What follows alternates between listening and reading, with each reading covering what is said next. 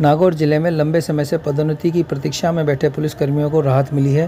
जिला पुलिस अधीक्षक कार्यालय के 61 हेड कांस्टेबल से एएसआई पद पर प्रमोशन के लिए इंटरव्यू हुए। आज अजमेर रेंज डीआईजी ओम प्रकाश, मनोनीत सदस्य एसपी जीआरपी राममूर्ति जोशी व सदस्य सचिव नागौर एसपी नारायण टोगस ने साक्षात्कार लिए।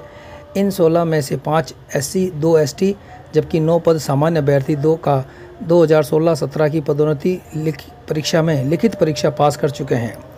याचिका के चलते एएसआई हेड कांस्टेबल पदों पर पदोन्नति करीब 8-9 साल से रुकी हुई थी। लंबित पदोन्नति प्रक्रिया पूरी होने पर रिक्त पदों से राहत तो मिलेगी, इसके ही साथ रिक्त पदों पर भर्ती भी होगी। नागौर डीडवाना जिले में पुलिस के रिक्त पद पर भारी परेशानी का सबब बने हुए हैं। एएसआई सहायक उप निरीक्षक के स्वीकृत पदों की संख्या 292 है, जबकि इस समय केवल 25 एएसआई पद पर कार्यरत हैं, यानी ये 7-8% हैं। जबकि हेड कांस्टेबल पद भी करीब 100 खाली हैं। अब पुलिस के अनुसंधान का अधिकाधिक कार्य हेड कांस्टेबल एएसआई ही करते हैं। ऐसे में अनुसंधान कैसे जल्द पूरा हो, अपराधियों को पुलिस समय पर कैसे पकड़े। कोड में खाज वाली स्थिति यह भी है कि उसे रोजाना की तरह अन्य ड्यूटी से ही फुर्सत नहीं मिलती। आप लोग 15-16 से पदोन्नति की है राह देख रहे थे। 2015-16 मैं एसपी जीआरपी के रूप में मेंबर था। आज राममूर्ति जी एसपी जीआरपी के रूप में डीजी नॉमिनी मेंबर हैं। तो चलो आज आप लोगों का ये हम रिजल्ट डिक्लेयर कर रहे हैं। मैं अब जो नाम बोलूंगा वो आगे आ जाएंगे, इधर आ जाएंगे। नंबर 1 सुखाराम, बहुत बहुत बधाई आपको। प्रकाश चंद्र, गोपाल लाल, भगवानाराम, छोटाराम, जुगल किशोर, भूसाराम, रत्तीराम, बनवारी लाल, करामत खां, नवाब खां,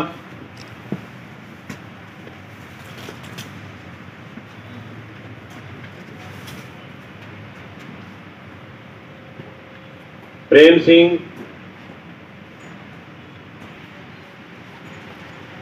रामजी लाल, विनोद कुमार। इसमें ये 4 जो हैं एसटी है, 9 जनरल, 9-5-2, 9 जनरल, 5 एससी और 2 एसटी। लोग जो बच गए हैं, ये वैकेंसी 15-16 की थी, तो हम इसी महीने 16-17 की थी, तो इसी महीने जो बाकी जितनी पदोन्नतियां रही हैं, एसपी साहब उसका रिकॉर्ड तैयार कर रहे हैं।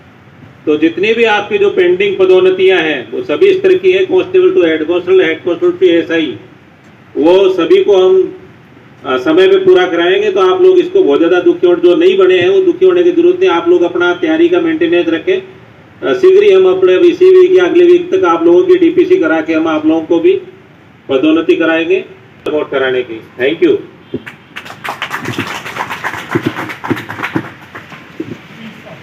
इसके प्रयास किए हैं। आज से फिर कोशिश करेंगे इसी महीने बाकी जितनी भी जो पेंडेंसी जो रही है, जितने पदोन्नति नहीं हो पाई, एसपी साहब ने खुद रिकॉर्ड तैयार किया है, तो उनकी सभी की पदोन्नति शीघ्र करवाएंगे।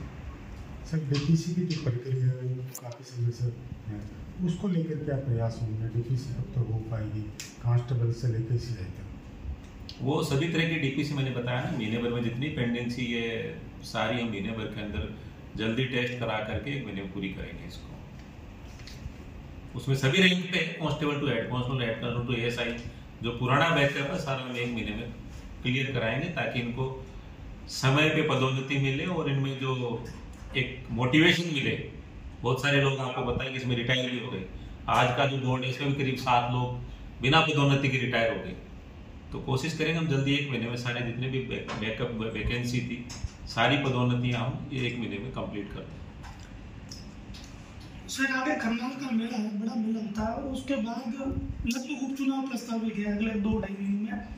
तो इस पूरे बेल्ट के अंदर कानून व्यवस्था के लिहाज से ये सारे घटनाक्रम बड़े महत्वपूर्ण है।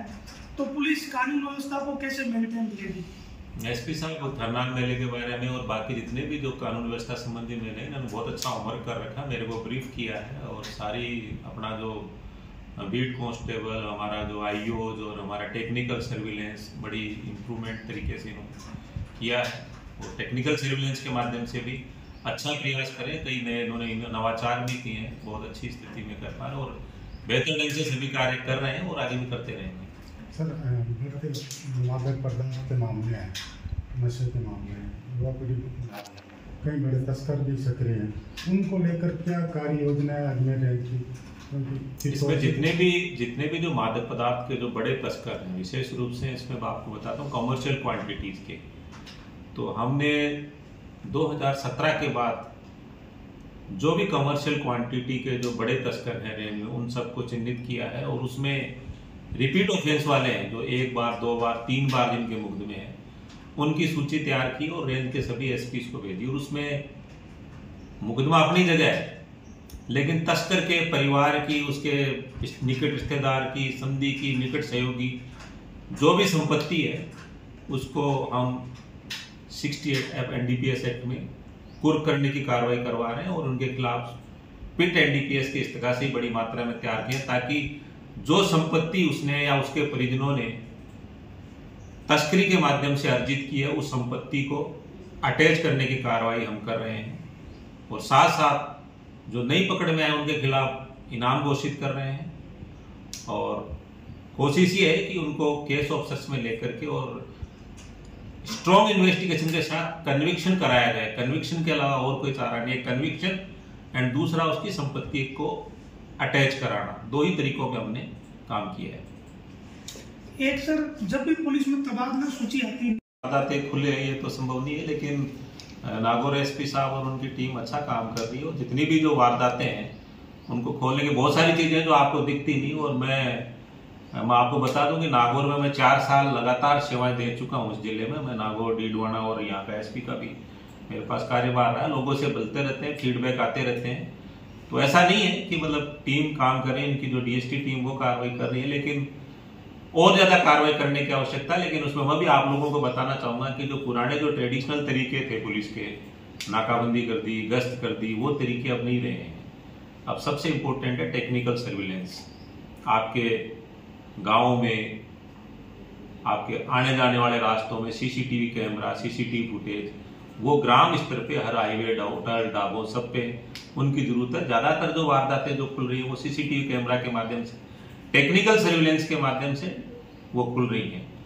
तो बाकी कोई इस तरह की जो वारदातें हैं ये सही है कि चोरी और नकबदनी, लेकिन फिर भी कंपैरेटिवली दूसरे जिलों में रेंज में जितना चोरी नकबदनी बढ़ा है उतना नागौर में नहीं बढ़ा। नागौर का कंपैरेटिवली चोरी और नकबदनी के हेड में लो है और इनका चालानी परसेंटेज और बरामदगी परसेंट भी इनका अन्य जिलों से बेटर है।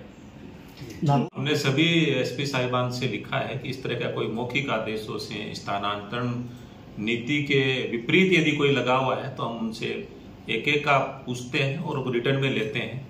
फिर भी कोई इस तरह का आपको लगता है कि जो ट्रांसफर पॉलिसी का गेस्ट में लगा हुआ है, मौखिक आदेशों से लगा हुआ है या अटैचमेंट लगा हुआ है, इन सब पे पुलिस मुख्यालय की तरफ से कठोरता से बैन लगाया हुआ है। अगर कोई आपके ध्यान में आता है तो हमें बताइए, हम बिल्कुल उसको दिखवाएंगे।